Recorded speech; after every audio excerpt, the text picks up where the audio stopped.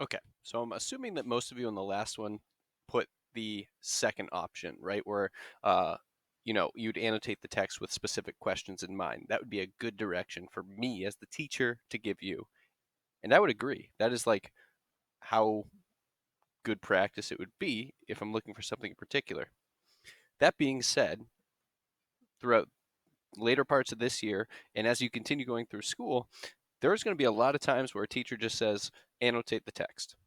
And you don't get any questions to guide your thinking. You don't get any other thing to tell you what you should look for or what you should be doing. And when you hit that point, we need to come up with some tools in order for you to be successful.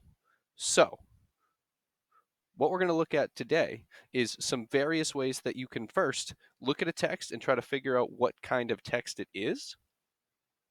So that second, you can take whatever type of reading or text it is and ask the right questions as you read in order for you to take notes.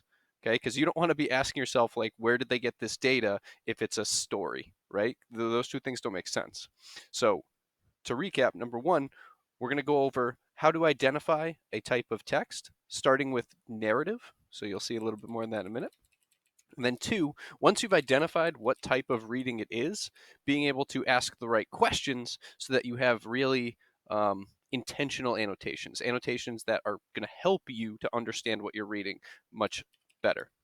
So on the next slide, you'll see more of this as an explanation.